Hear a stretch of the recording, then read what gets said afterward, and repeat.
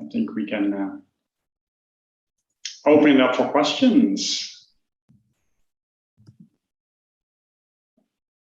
Oh yeah, I would like to start off. It's actually I have a question about still about Dana that occurred to me.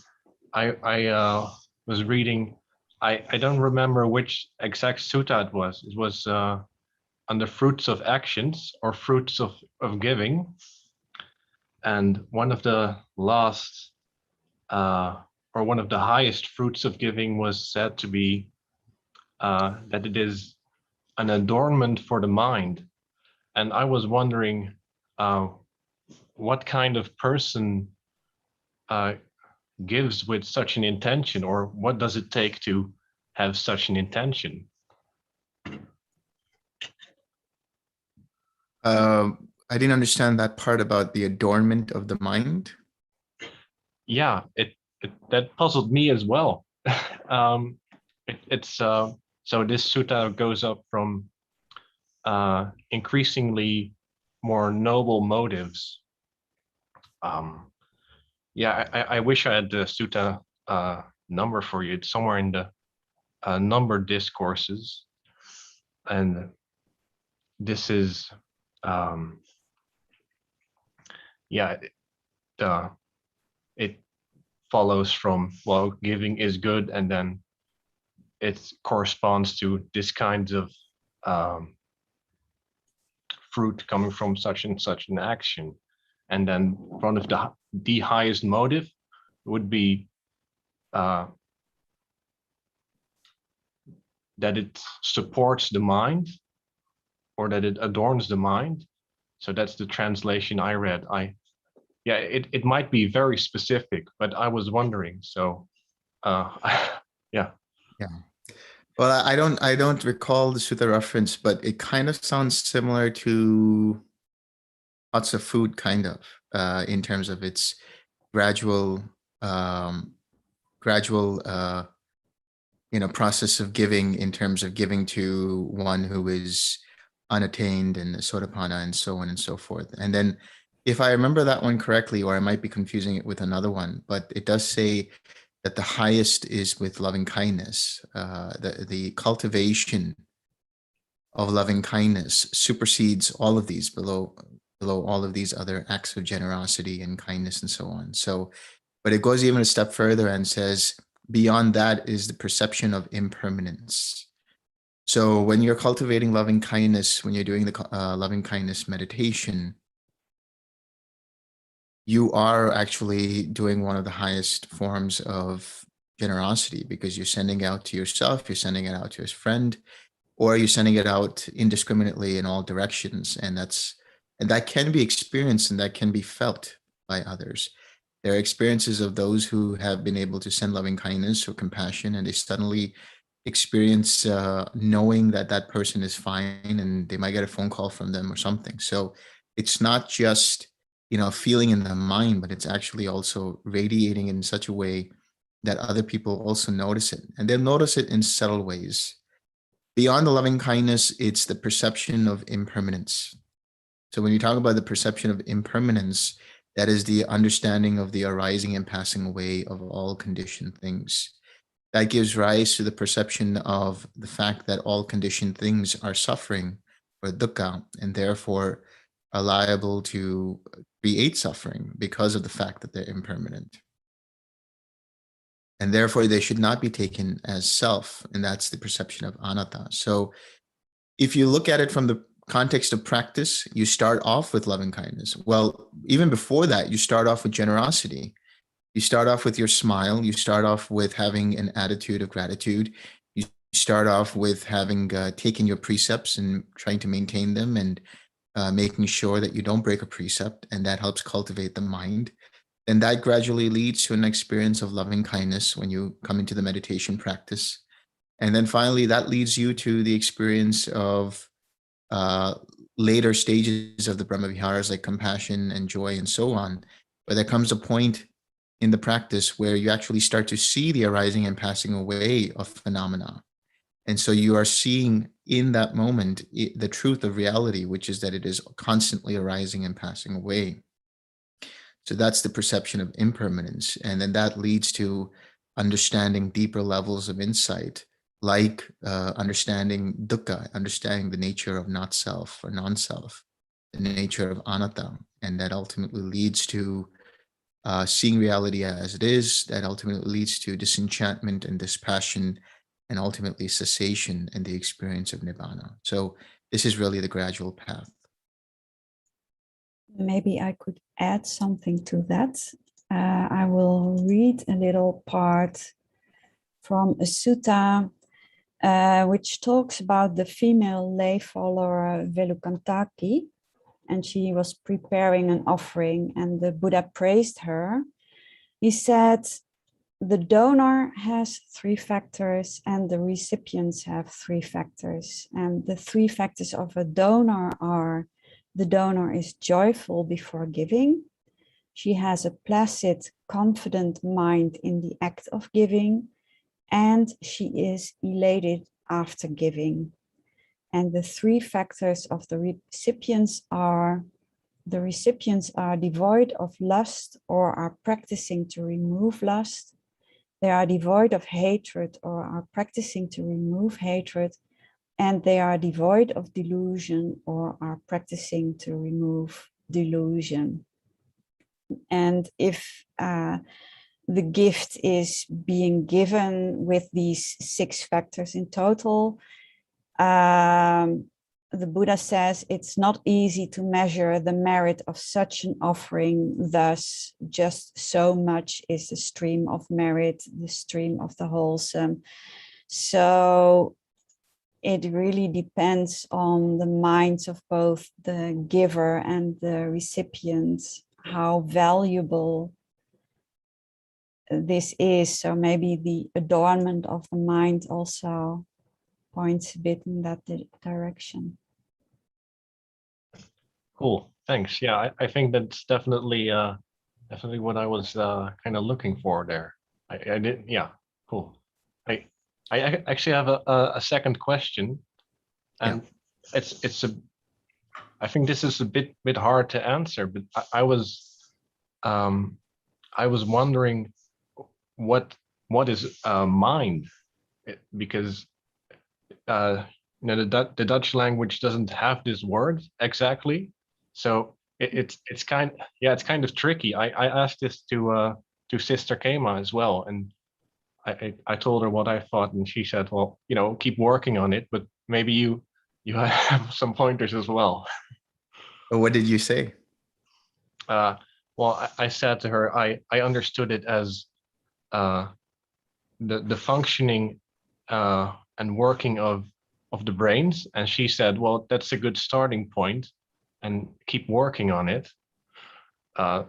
So that's what I'm doing. But maybe you have something to add without spoiling anything for me. Syl, do you want to take this one first? Mind is a concept. That is basically, I think, a great starting point, to not think of it like a kind of internal entity,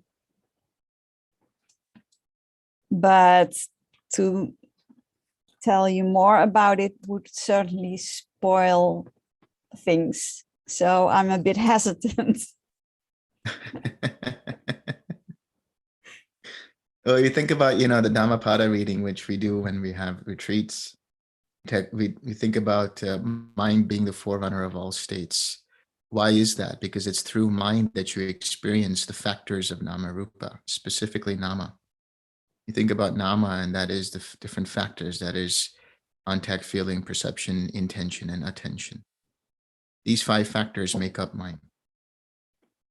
But how do they make up mind is the work you have to do to find out. It's more than the brain, because if it wasn't, there wouldn't be any higher realms with beings who don't even have a body. Yes, that's true.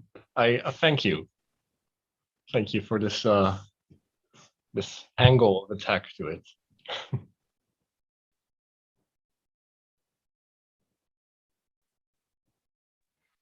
I have a question about sleep. I mean, it's something I've had trouble with most of my life. And on a meditation retreat, especially, it's like I've been meditating all day. So when I lay down and go to bed, I'm still meditating. It's just like really hard to like turn it off. And, right now, even when I get a full night's sleep, I just don't feel rested. I only really start to feel refreshed just from meditation. Do you have any advice?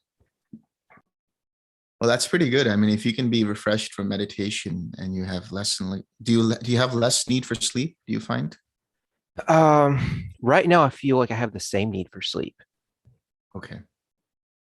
Yeah. Sometimes what happens is when people get deep into meditation, especially once they start getting into like neither perception, non-perception, at least this has been the experience of some people in retreat, is they have difficulty going to sleep because their mind is just always observant. And so it's just watching what's going on.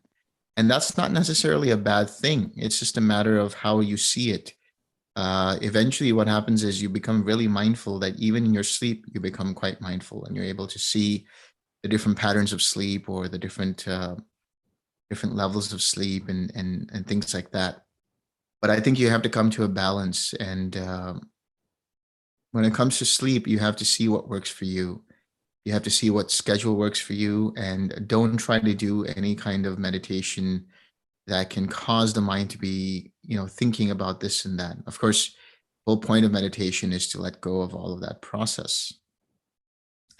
So if you find that you meditate and then you're meditating closer to when you sleep, you might find that the mind is quite alert. That's just because the mind has been going through jhana and it's quite collected and aware and attentive. So that's a good thing. Just don't allow your mind to think of it in a negative light. Be able to see it as a process and be able to relax. That's really the tranquilizing factor. The factor of relaxation or the factor of tranquility is a very important element to cultivate as you get closer to sleep. Can I ask what kind of practice you're doing right now? Right now I'm doing forgiveness meditation. Okay. And do you do it in the mornings or evening, or how do you do it? I normally do it in the morning, but then also at night, right before I go to sleep, I send loving kindness to myself. Right. I would suggest, that's good. If you can send loving kindness to yourself, but what could be happening is that while you're sending loving kindness to yourself, you're getting into the first and second jhana, which is a very vibratory state. It's a very energetic state because it's filled with some kind of joy. Do you feel joy when you experience that? It's more like it's kind of like subdued and pleasant. I know I'm doing forgiveness meditation now, but in the past I've gone much deeper, and this is like backtracking. Mm-hmm. Okay, so you have to see what works for you. Some people, if they meditate closer to the night or they have this experience, they can kind of be wired for most of the night and they won't be able to really go to sleep. So maybe see if it helps not to meditate before you go to sleep and just meditate in the morning and in the afternoon. And if you are doing forgiveness practice, my suggestion is just to do forgiveness practice. Don't let the mind go into loving kindness or anything else until the mind is ready to completely let go of the forgiveness practice.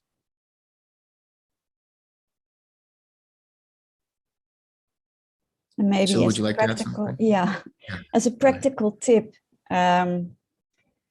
from personal experience, I found it quite helpful when I discovered that I should stop counting the hours of sleep I had.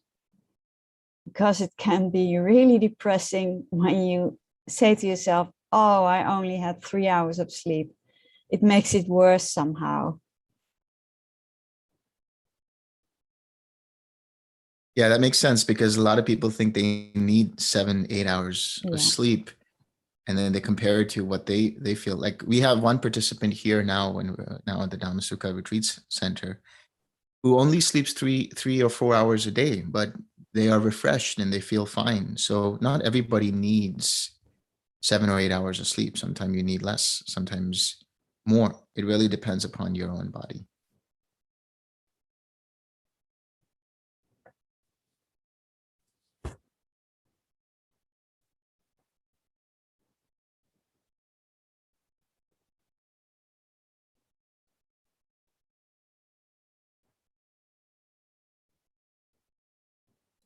I have lots of questions on other things, but I don't want to like stop other people from asking questions. Go ahead, it's fine.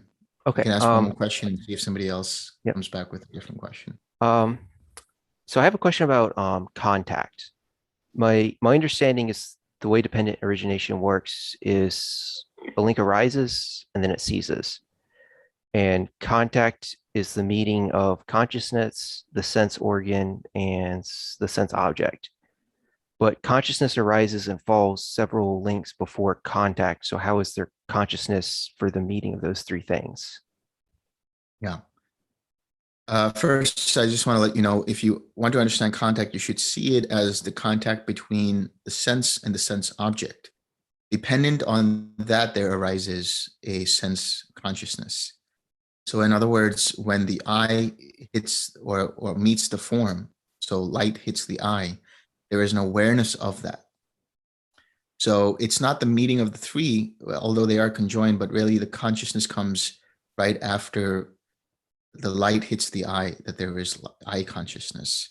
Now, that's the same consciousness that you experience at the link of consciousness, a couple of links before. So when you have formations, they activate a certain type of link of consciousness. That consciousness then gives rise to an experience when there's contact. You have to look at it like there is a sense of looking at it linearly, like in a linear way, but there's also a sense of how it adds to things. It adds to the experience. And so when we talk about formations, if they're formations which are really, rooted by, or rather conditioned by previous choices and previous intentions, if those formations are rooted in the unwholesome, then it will give rise to a consciousness that can be tinged by something that is unwholesome in the way that it looks at things. And because of that, it conditions how the nama rupa, contact, feeling, perception, intention, and attention, and the body experience reality. Along with that is the sixth sense basis. So what's happening is that consciousness, that awareness, which is conditioned by, let's say, the unwholesome, when contact arises, that consciousness, that same consciousness is experiencing that contact or experiencing that feeling and perception and filtering how that feeling and perception is experienced. For example, if there's a formation that is rooted in greed, a mind that might be rooted in, wanting things and grasping for things. Let's say it's lust, some kind of lust. And so it's rooted in that kind of lustful manner. And that lust that arises in that consciousness, that mindset, that is that awareness, that vijnana. When the contact arises, let's say you see somebody, now you're already filtered in terms of how you perceive them. So that consciousness that arises dependent upon the eye and the person that you're seeing, or the being that you're seeing, gives rise to a consciousness, which is the awareness of the experience. But the awareness of that experience also influences how you perceive that experience.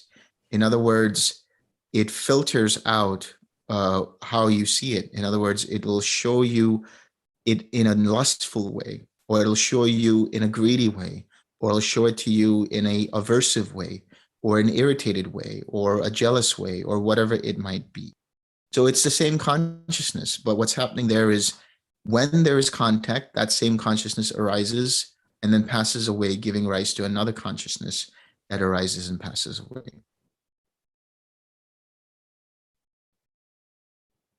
I mean, that's a lot of information. I don't know if that clarified for you.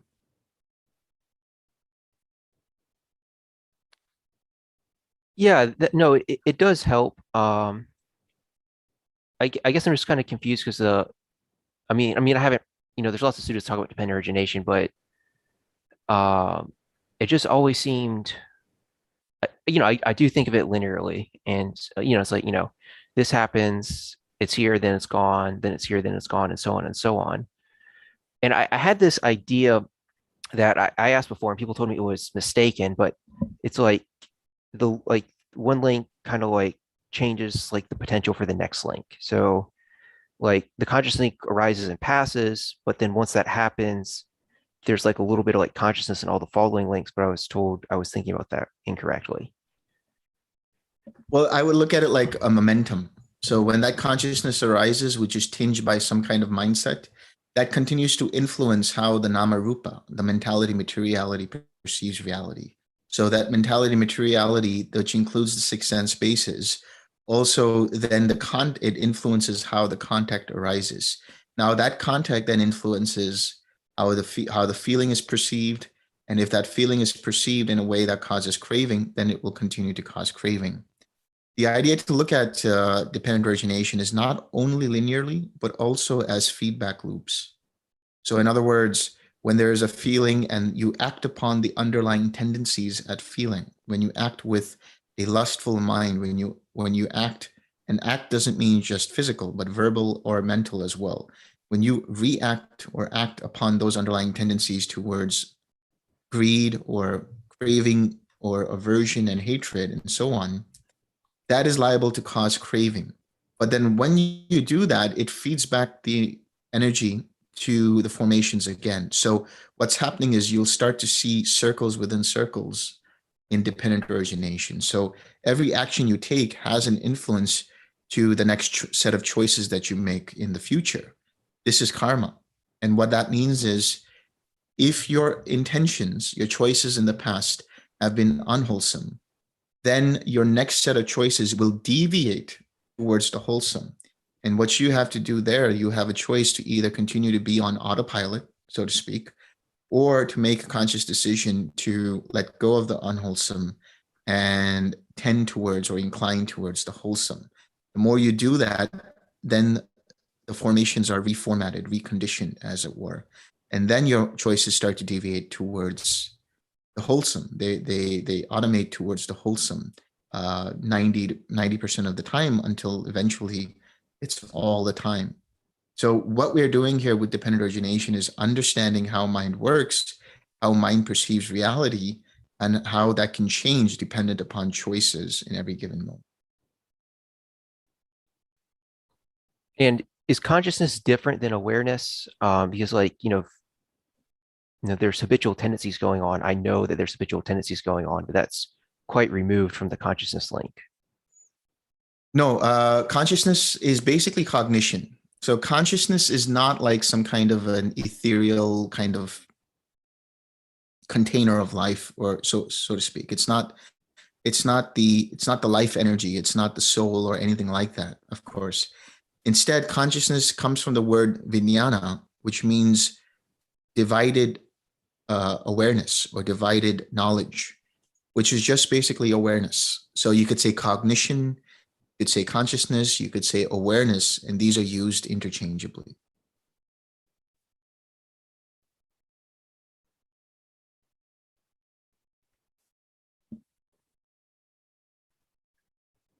So for me to know something, right, there has to be awareness or consciousness. So why is there? Yeah. So why is there a specific link that is consciousness if it's in everything that's, that I can like know or understand or perceive? Because anytime you have to look at it like this: feeling, perception, and consciousness. These three run around each other. Anytime there's contact. And when we're talking about contact, we're not just talking about one linear process of contact. When I'm speaking to you or speaking right now, there is contact with the ear. When you're seeing me on the screen, there's contact with the eyes. When the mind is reflecting on what is being said, there's contact with the mind object. When you're sitting in your chair, there's contact with the experience of sitting in the chair, and so on. So it's always happening, and it's always sort of crisscrossing, if you will. So when we talk about consciousness, it's always happening whenever there is contact, whenever there's feeling, whenever there's perception. If you have an experience, anytime you have an experience, there is an awareness tied to it. So the experience of craving will have tied to it an experience of awareness of it. Well, when I say awareness, it's really, the knowing of it, the knowledge of it, the cognizing of it. I don't mean the mindfulness of it, because if somebody had the mindfulness of craving, then they would have let it go. But if the craving leads to clinging, there's still an awareness of the clinging insofar as knowing the experience is happening, the experience is being experienced. If there is habitual tendencies or bhava, being, there's an experience of that, and there is a knowledge of that experience. The knowledge of that experience is cognition, hence consciousness.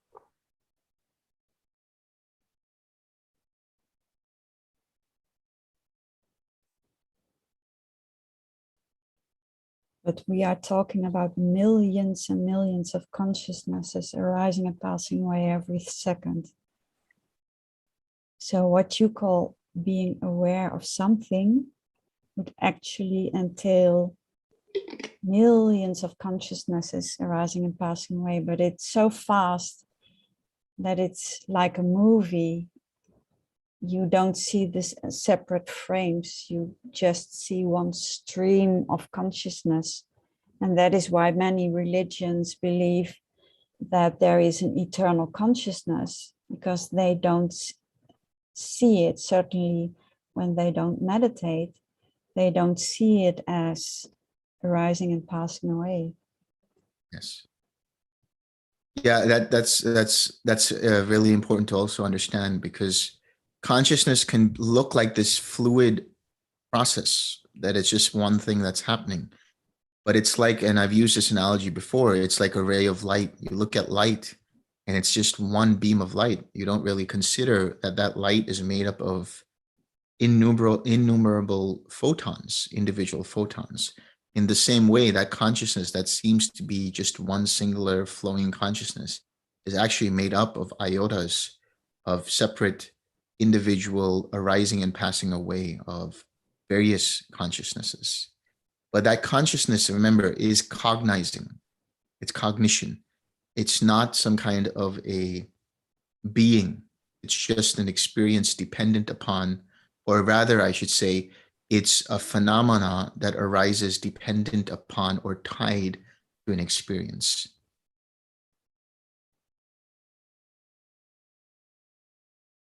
And there are many different kinds of consciousnesses.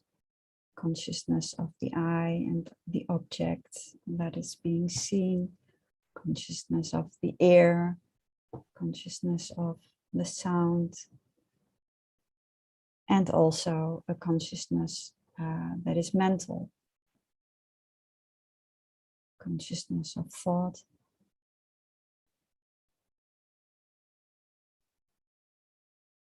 Yeah, you think about that, that's like the triad, the consciousness of the sense, or the awareness of the sense sphere, the awareness of the sense object, and the awareness of the experience that's happening, the feeling of that experience. So there's like 18 different types of consciousnesses in terms of just the experience itself, but then it's happening at millions of times per second.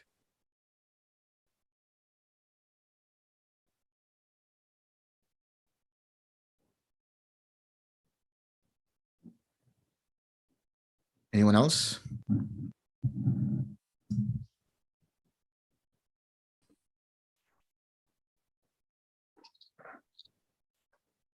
Hello, I have a question. Yes.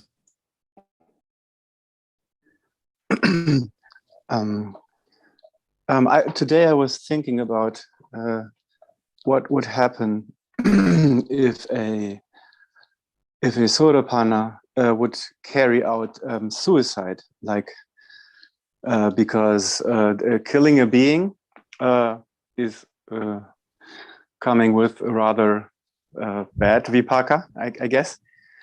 And but what would happen to a Sotapanna if he would or she would do that?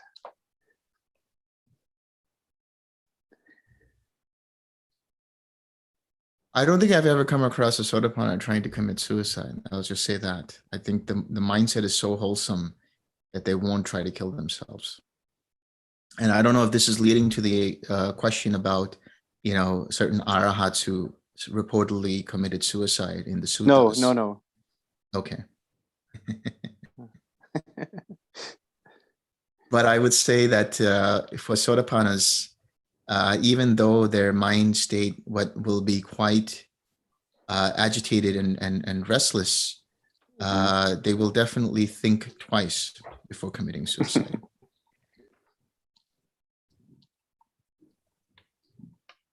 I guess they will, yes. Yeah. They won't. They would have very little reason to commit suicide if they understood the Dhamma to that extent of seeing the experience of Nibbana. What could cause them to want to commit suicide? That's one thing. I mean, there would be very extreme situations, and even then, they would really think twice before committing suicide. Well, there are two levels of Sotapanna. So thinking about what like path with path knowledge. Yeah. Only. Mm-hmm. Yeah. Okay. But yeah. Yeah. So for example, the one with the path knowledge, they are bound for fruition. So they'll be bound for fruition either if they experience the fruition, even if it's for the fruition of the experience, whether it's in Nibbana in one's life or whether it's at death. But that by no means should motivate the Sotapanna to commit suicide. That would be a wrong action. And if somebody is experiencing suicidal tendencies and they are a Sotapanna, then they should really consider getting help first.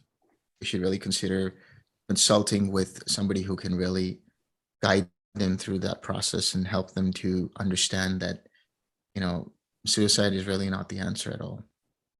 That will be a good suggestion. Yeah. It's important to find a support system for somebody who has that experience or who has contemplation of that experience, and be able to know that there are people out there who are looking out for them, know that there are beings out there who are looking out for them. And the even if it's a painful feeling, even if it's at the point of death, think about it in this way. Even when it's at the point of death, all beings still want to live on. But even if somebody decided to commit suicide, there will still be a desire to live. They will still be fear there. There will still be anxiety there when they contemplate suicide. I mean, no being wants to die. No being wants to experience the end of their life, even if they think that will mean the end of suffering. That is the thing about this life. That is the thing about this whole process of being and becoming. And so I would say if any Sotapanna would be contemplating suicide, don't. Understand, the process is to cultivate a more wholesome state of mind. There are other ways of dealing with whatever stresses, whatever situations, whatever experiences, whatever people one has in their life that is a cause of aversion, because the desire for suicide comes from the desire not to be. It comes from the craving to stop things because you have aversion towards them. And that's okay. I mean, it's just an aversion. It's just an experience. It's an unpleasant experience. It's an unpleasant feeling. See it as that and let it go and replace it with something that is more wholesome. And as I said, always try to find a community that will be supportive.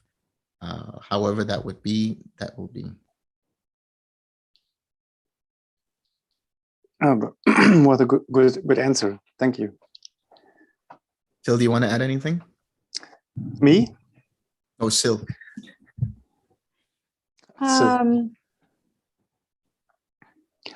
Well, I would look at it from the perspective that even if one would commit suicide, who says that the next life would be that much better? Conditioned existence is having suffering experiences, unpleasant feelings. So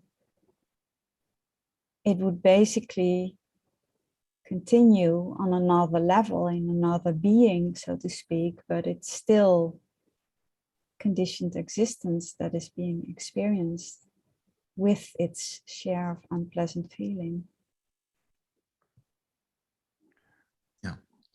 Yeah, that's right. It would be one less lifetime to go for Sotapanna, so to speak. Yes, but the Sotapanna might have very long lifetimes left, That's in true. which a human life might seem really short. But if a Sotapanna ends up in the next lifetime, the second lifetime, let's say, in the realm of nothingness, Oh, it would make the idea of a human life more like the lifespan of a fly. Just saying. yeah, that's true. Though it wouldn't be more pleasant. It would be more pleasant. Yeah, thank you.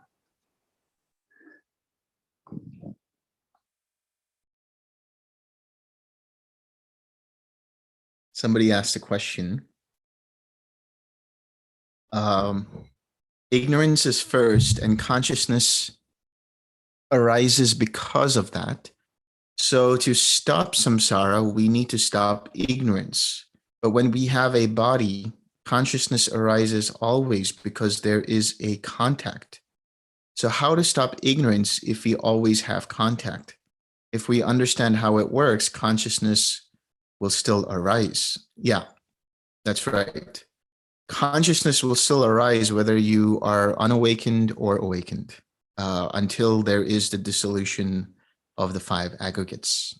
And what that means is, what is ignorance? First, we have to understand what is ignorance. Ignorance is on two levels. There is the intellectual ignorance of not knowing the Four Noble Truths, and there is the ignorance of ignoring the Four Noble Truths after you have understood them to a certain extent, after you have been told about them and you have some kind of an experience with them or start to reflect on them.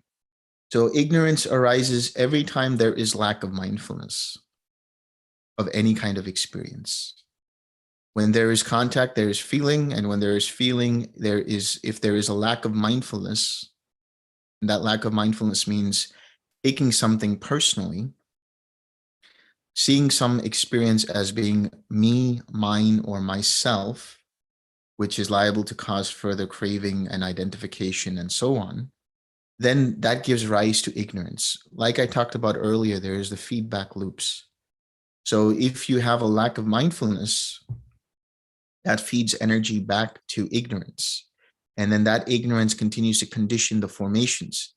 So you have to understand, when the enlightened mind, the completely awakened mind, experiences the dissolution of ignorance, formations will still arise, because in conditioned reality, in conditioned experience, so long as the five aggregates are there, so long as there is no cessation of perception, feeling, and consciousness, formations will arise based on contact.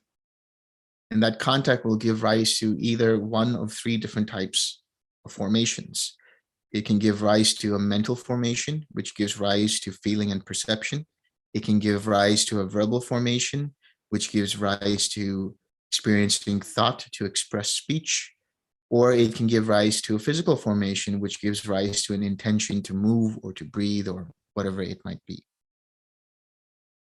So formations will always be there. The difference is the formations will no longer be fettered, as we say, fettered by any kind of craving, fettered by any kind of identification, fettered by any kind of ignorance. And so that formation will give rise to a consciousness, but that consciousness will not be rooted in any kind of fetter. So when that consciousness gives rise to an experience, even though it's conditioned, that contact will not be taken as personal. Since that contact is not taken as personal, nor will the feeling be taken as personal. And so when one sees this, one doesn't create any new karma, because craving, clinging, being, and birth of action are all new karma. if one sees feeling as being impermanent, sees feeling as being liable to cause suffering if one holds on to it, whether it's pleasant, whether it's painful, whether it's neutral, and one sees it as being impersonal, as being anatta, then there is nothing to let go of. There's nothing to crave for. There's nothing to react to. In that sense, any old karma that is experienced, whether you're fully awakened or not, will dissipate and won't add to further fettering of formations, add to further ignorance. So the way to dissolve ignorance bit by bit is to continue to practice mindfulness. The more you do the 6 R's, the more you sharpen your mindfulness. And the sharper your mindfulness is, the easier it is for you to see the impersonal nature of all that you are experiencing in the way of feeling through the 6 sense bases. When you do that, then the mind is not liable to cause further craving and thus add to the ignorance, and rather actually lets go of that ignorance bit by bit.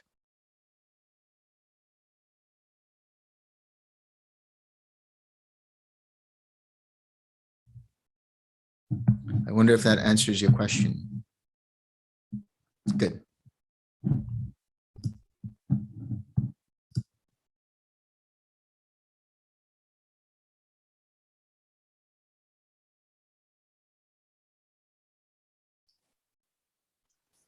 I was reading a sutta that was, well, after the introduction, it starts with the Buddha calling one of his bhikkhus to him because he has been spending too much time with the becoming defensive of the bhikkhunis, and he says, this is not proper for someone who has gone forth out of conviction. And I was wondering, what other motive is there besides conviction to go forth for? That's maybe, I was thinking, if you're sort of a bond servant, it's a way to escape, but maybe there is something else. Oh, I mean, there are multiple reasons why you would want to go forth. I mean, look at the world around you. Definitely would want to go forth because there's just dukkha everywhere. But the understanding is there's certain rules and regulations to going forth as well. You know, when you read up on the Vinaya, there are certain kinds of rules and regulations of who can be accepted for the going forth and who cannot be. So if somebody is under debt, if somebody doesn't have the permission of their parents, and if somebody is not of a certain age, if somebody is an animal impersonating a person, that's an interesting one. So you had back then, you know, the idea of Nagas who were shapeshifters. And there's a story where there's a Naga who actually goes forth, and later on in the nighttime, they change back into their Naga form, so to speak, and then there was a rule made from this. So the Vinaya is just rules that have been made because of situations like this. There were situations where, you know, somebody tried to escape being out of debt, you know, and that's not the correct way to go forth, and so on. So there are certain questions asked when you do the going forth, when you do the ordination, and some of those questions are you an animal or are you a human? Are you under debt? Are you of a certain age? And so on and so forth. So once you meet all of those requirements, then you are permitted to actually take the going forth. All right. And is are Nagas prohibited? Because I understood this from a different talk, because Nagas are unable to attain enlightenment, or is it, or is there no reason really given in the Vinaya? Well, I mean, Nagas are kind of beings who have a certain kind of coldness, so they're not really able to develop fully in terms of their faculties. So humans, or in the human realm, the human mind, let's say, has certain faculties and capacities to experience loving kindness, to experience joy, and to experience these things. Nagas don't necessarily have that full capacity to do so, which is why you wouldn't have an animal either to go for it, because animals don't have quite that well of a developed faculty. I mean, they experience emotions, they experience other things, but there is something known as, let's say in neuroscientific terms, metacognition that humans possess, definitely, but not all animals have the ability to have that kind of metacognition. Most, if not all, are behaving out of just whatever is happening in terms of the sense bases. But humans have a capacity to reflect and meditate and understand a little more, let's say, than animals do. And Nagas are intelligent. Nagas are quite calculative and so on, but they don't have the full capacities that humans have in being able to experience certain kinds of wholesome emotions either. Okay, so thank you.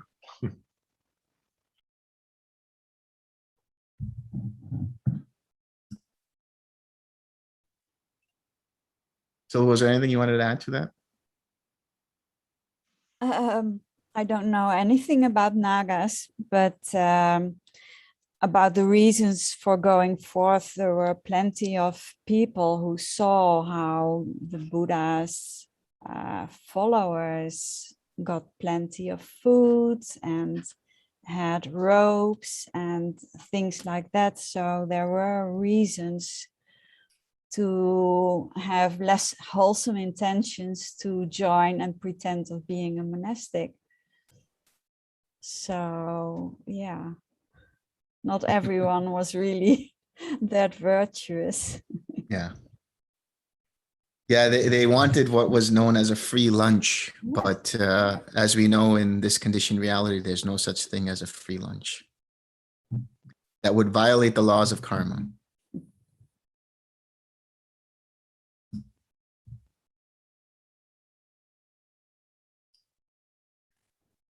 And we have still people like that today. I mean, there are quite infamous people who pretend they are Buddhist monks and they wear Ray-Ban sunglasses and go fly around in jets and things like that. And they get plenty of money that they accept with their own hands from followers. So it's not something only from the past, it's still going on today.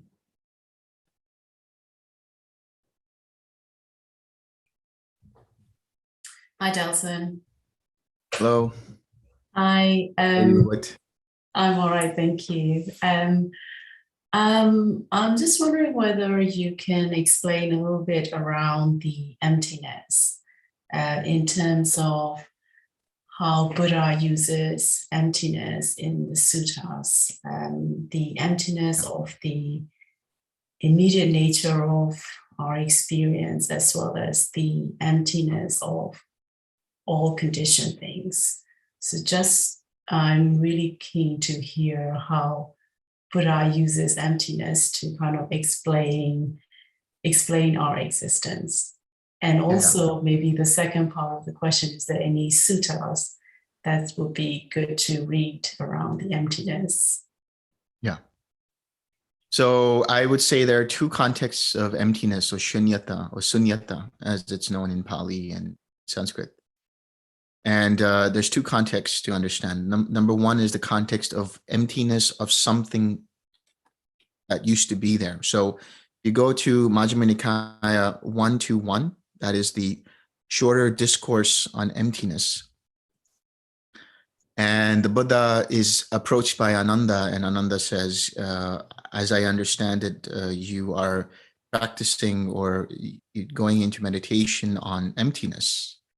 And the Buddha says, yes, and he explains what that is. And basically, emptiness is understood in this context as, for example, when you are in infinite consciousness, when you are in the sphere of infinite consciousness, the experience is empty of the perception of infinite space. The experience is empty of the perception of the fourth, third, second jhana, and so on. Likewise, when you go into nothingness, it's empty of its preceding states Likewise, when you go to neither perception, non-perception, it's empty of those preceding states, and so on. That's one kind of understanding of emptiness. There is a deeper understanding of emptiness, which is emptiness of self. That is the experience of anatta. In other words, you come to an experience where you see everything as being impersonal, and even nibbana being impersonal, obviously. So in that experience, you are experiencing the emptiness of the five aggregates. You're seeing the anatta, or not self aspect, the impersonal nature of each of the five aggregates. And there is a sutta, I mean, there's been a bunch of suttas, but there's one specific sutta where Ananda says to the Buddha, emptiness, emptiness, what do you mean by this emptiness?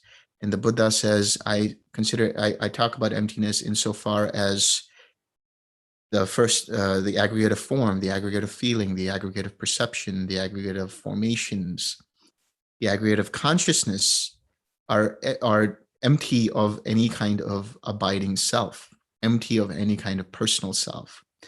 Now, I can't tell you what particular sutta number that is, but I know it's there. I've seen it. It's somewhere close to the sutta about the, what is it called? About the soap bubbles, or the bubbles, a foam, like the aggregates are like foam.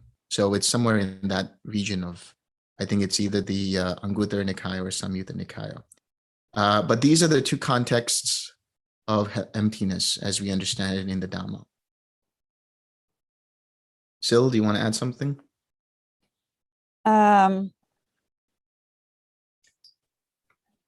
Everything about ourselves, our body, our mind, every object we encounter, it's like we instantly see it through a lens of something having to do with a me.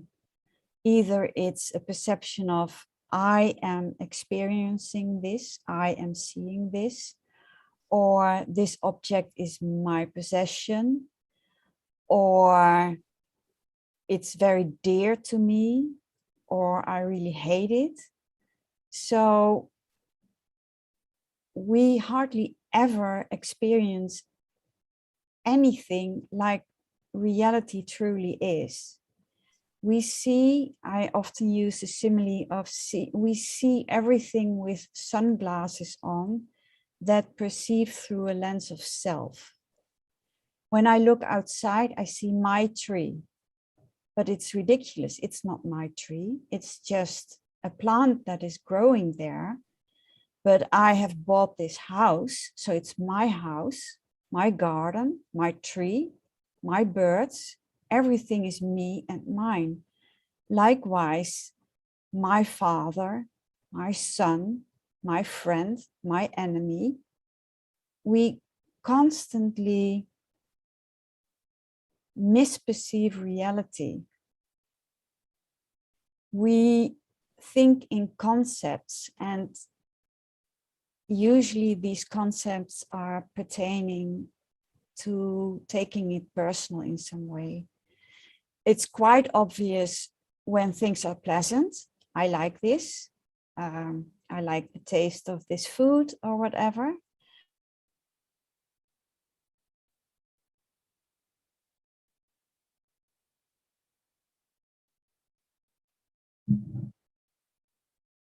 Have we lost Syl?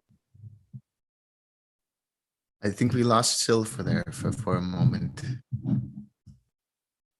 I think maybe while we're waiting for Syl, I'm wondering whether has Buddha's taking that emptiness to that next level, in a sense that emptiness in terms of non-self and impermanence.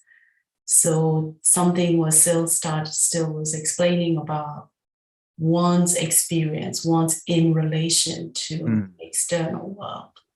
Yeah. And that in itself is empty because there's no self.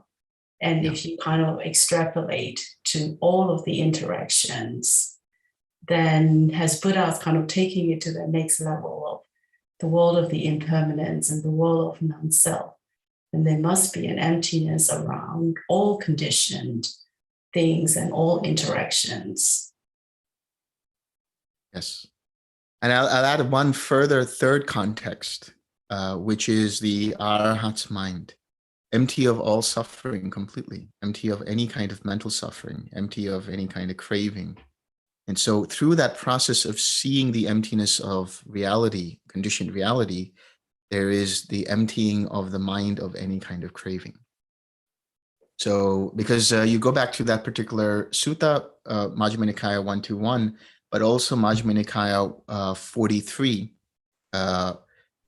towards the end, there is an understanding of what are the different kinds of meditations, and one of them is related to the experience of emptiness, but it's also related to the liberated mind, which is empty because it's unshakable.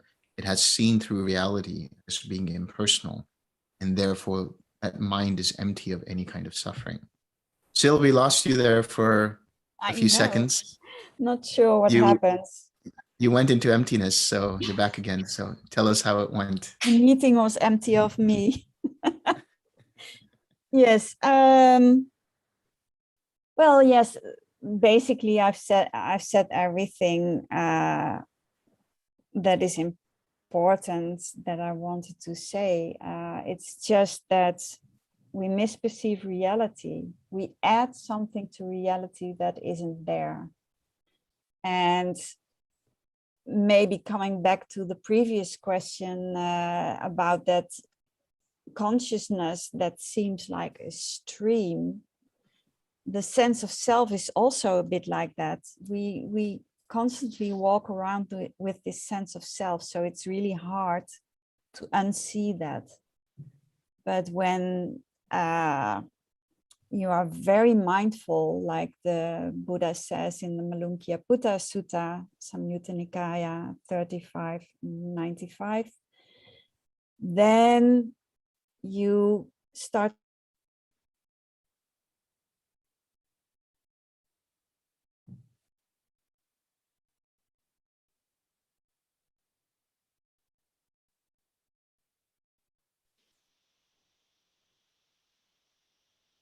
I'll continue. Thank you, Delson.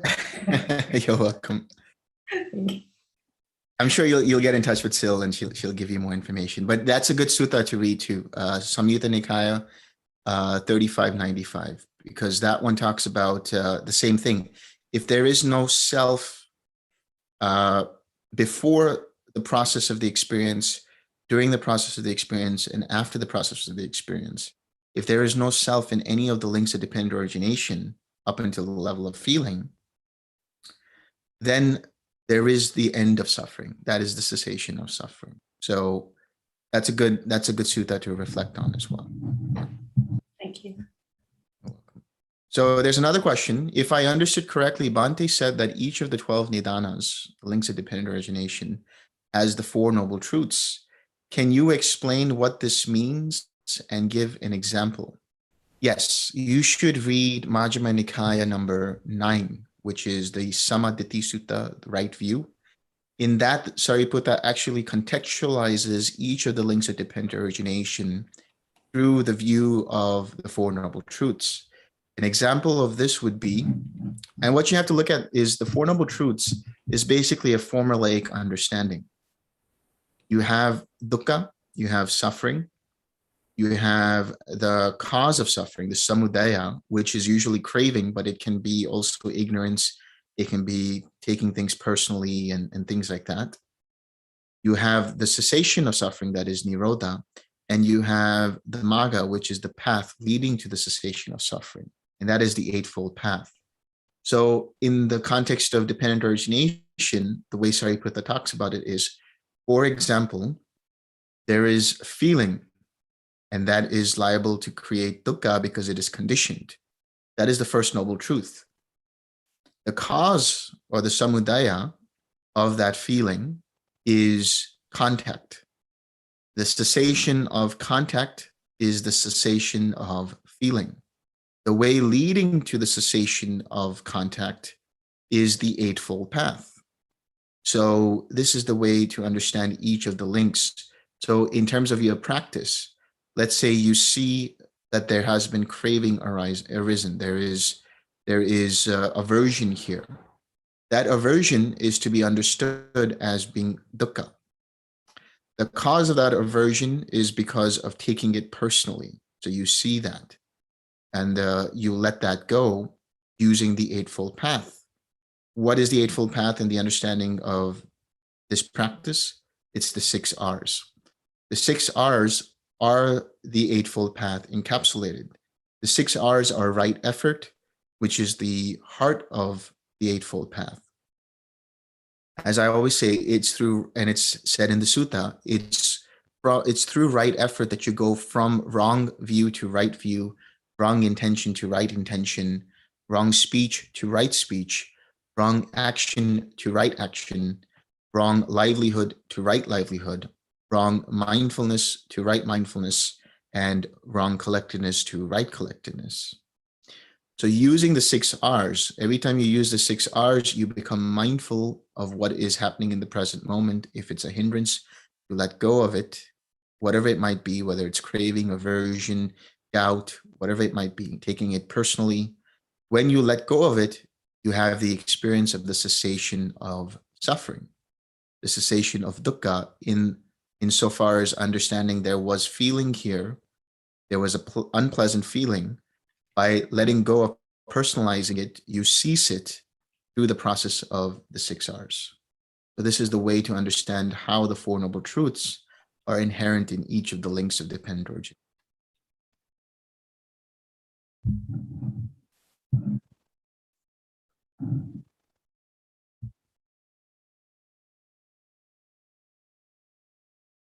You're welcome. Good.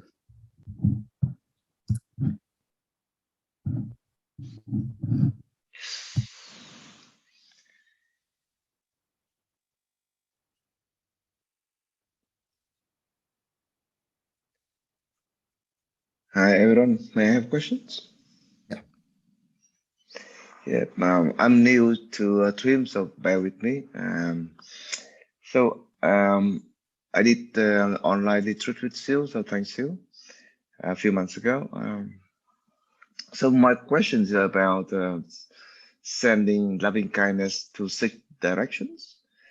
So as I understand that we send each direction at a time, and then afterward we send the loving kindness to all directions. And in sending to each directions, I feel the mind being disturbed a bit because we kind of having a little bit of thinking and kind of, imaginations in there. So to one at a time. So I kind of tend to skip it, kind of go with a bit faster, or maybe send straight away to all that direction at a time. Interesting in knowing, your comment or recommendations or advice on that. Okay. Syl, do you want to take this? So if I understand correctly, when you are radiating in one direction, let's say you get distracted a bit. I think I need to have intention. I need to have my imagination, like I go say, for example, in front of me, and my right and my left, and things like that. So why I think that my mind doesn't want even to think. It kind of try, kind of sitting there rather than that in front and then the right and the left or so on. So I need to divide, the things around me into 6 directions. So rather I say, okay, I don't kind of limit where I did just go everywhere. It's kind of easier. That's my point. If you understand that, if it does make sense. Yes, I'm not sure, but I don't think there is anything wrong in going to all directions at the same time. It's more that when you start with one direction at each time, you get a certain focus that calms the mind a bit more easier for some people. I think that is the reason behind it. Personally, I would say that if you find it easier to radiate in all directions at the same time, by all means do it. But it might be that it takes more time for the mind to calm down even further. But I'm not sure what Delson would say about it. Yeah, I'm in agreement with that. If it feels like you're forcing to do it individually in each direction, the mind just seems to gravitate towards sending it in all directions at the same time, go for it. That's fine. That's totally fine. Thank you.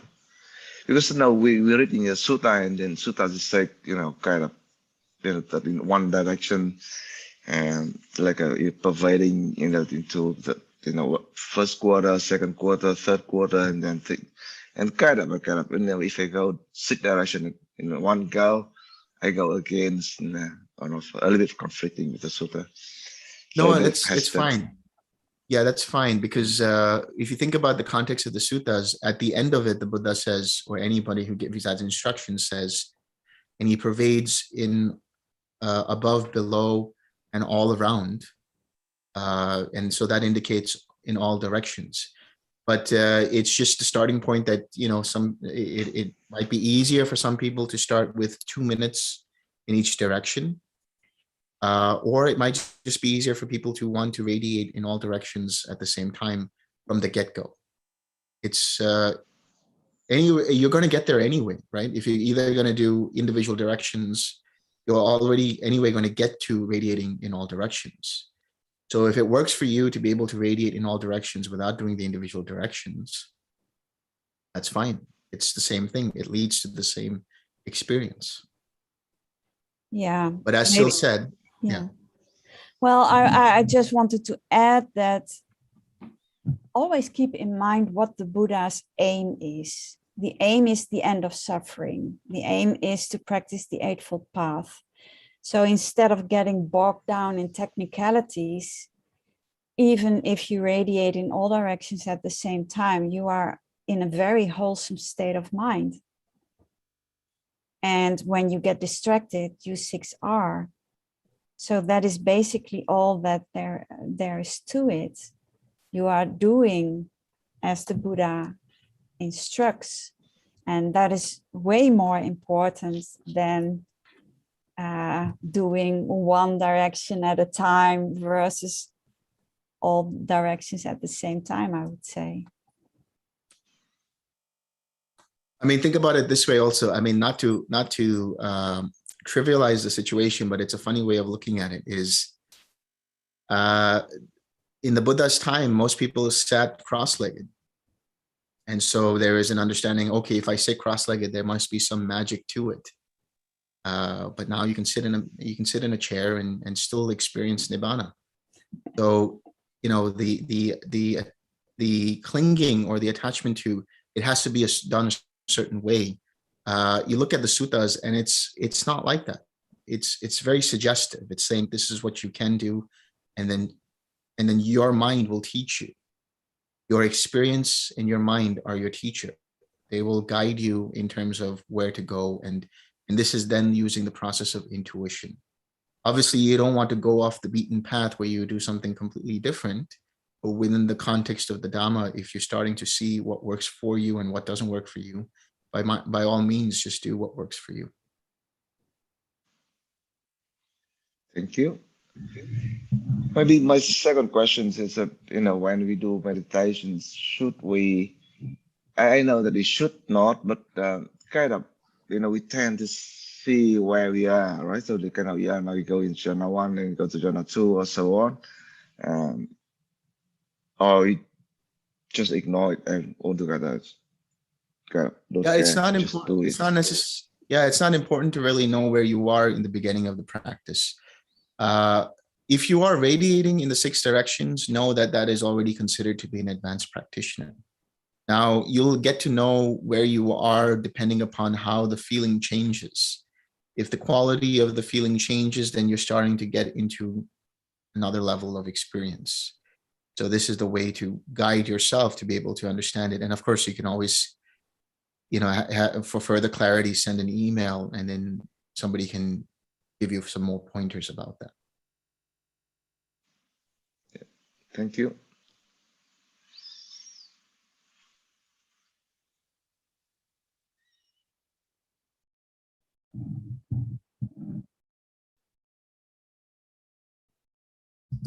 Okay, I think about it. So are there any last questions? Wait for a few more seconds.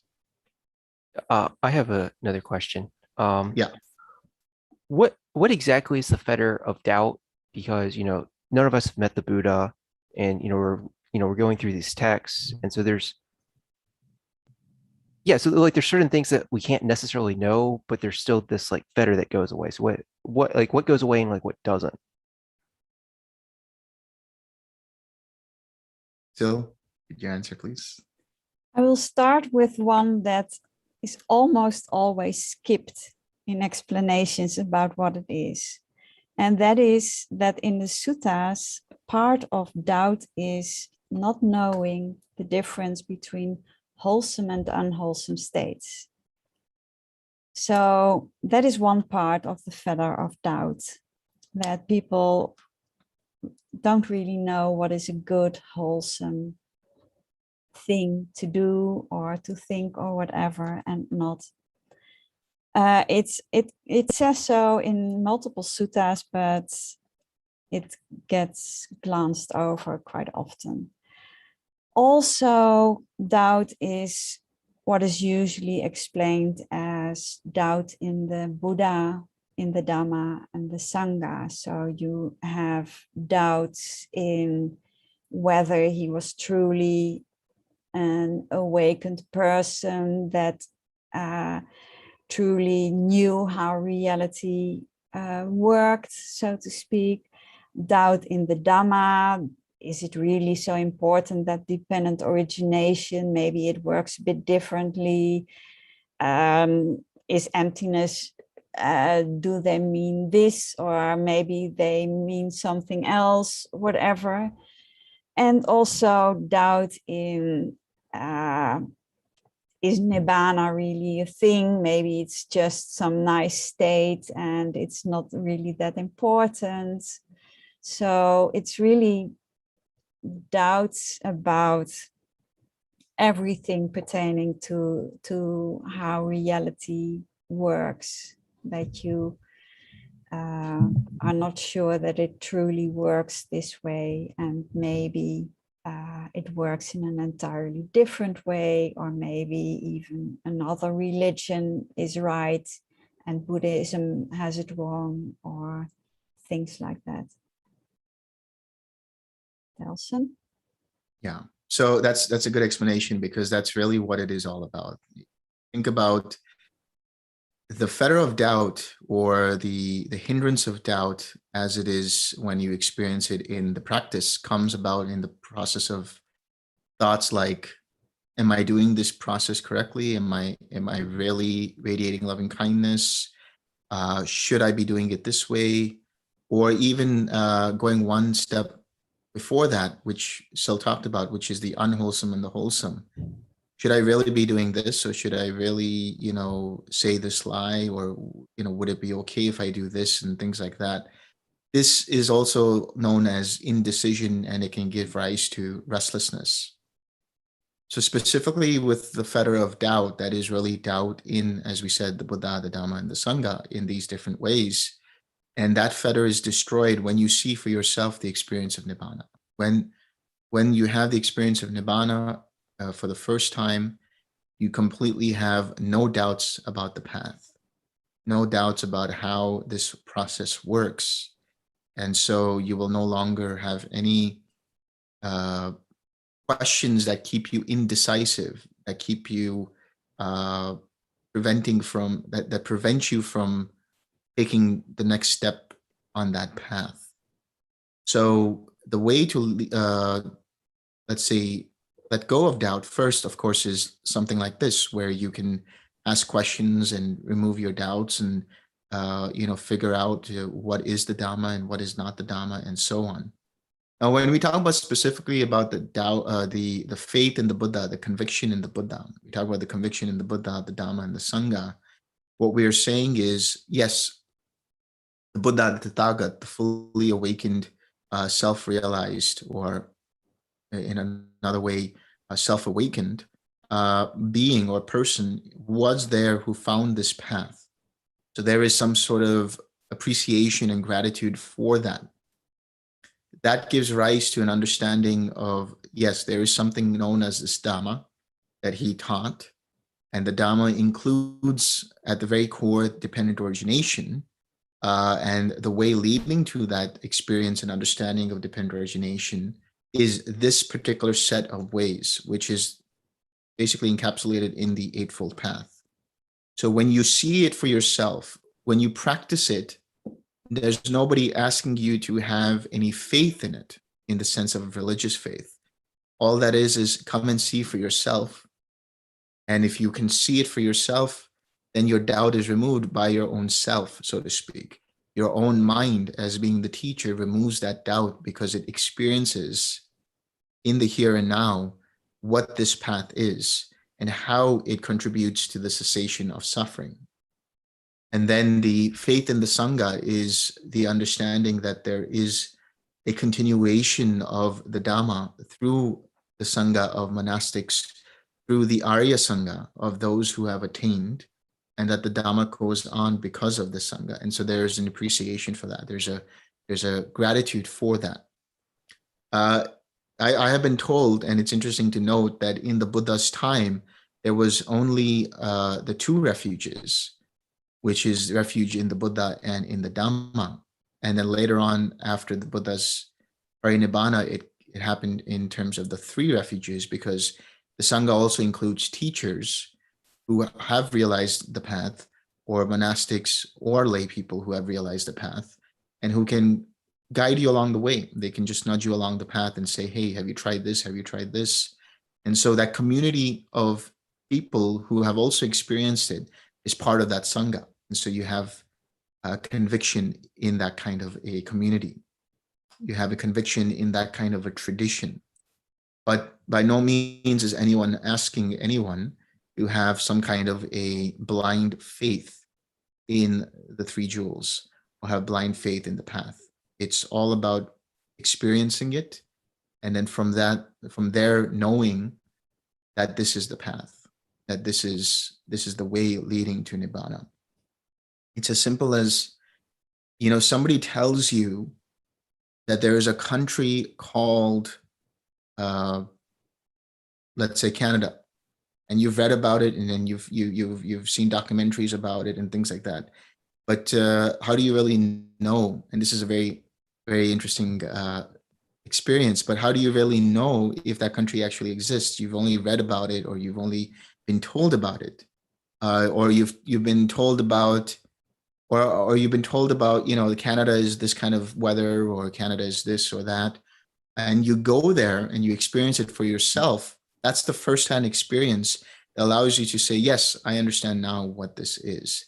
So doubt is the removal of doubt is firsthand experience. Seeing for yourself, this is what happens when I'm wholesome. This is what happens when I'm unwholesome. This is what happens when I do take the path. This is what happens when I don't take the path. And this is the path leading to Nibbana. On a very, very minute level, another example would be somebody tells you that this is how sugar tastes. They can tell you everything about, the quality of sugar. They can tell you about the history of sugar. They can tell you about the chemical compositions of sugar. They can tell you all these things, but you don't really know. And you have some doubts about, well, okay, what is actually the taste of sugar? That is the process of doubt, not really knowing for sure what it is until you experience it for yourself. Then when you experience the taste of sugar, it's just known. Now you know that there is this taste of sugar. You just know it to be there because you experienced it firsthand.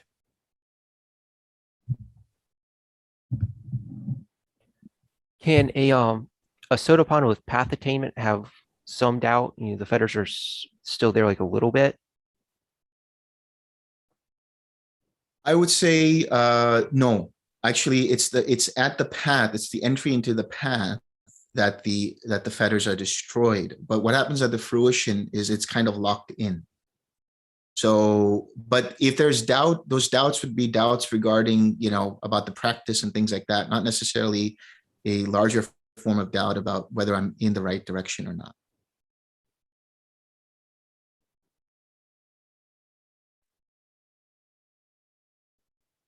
All right, thank you.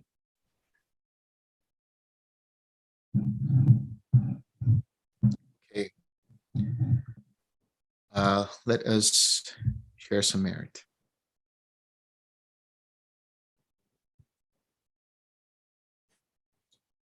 May suffering ones be suffering free, and the fear struck fearless be. May the grieving shed all grief, and may all beings find relief. May all beings share this merit that we have thus acquired for the acquisition of all kinds of happiness. May beings inhabiting space and earth, devas and nagas of mighty power, share this merit of ours. May they long protect the Buddha's dispensation. Sadhu.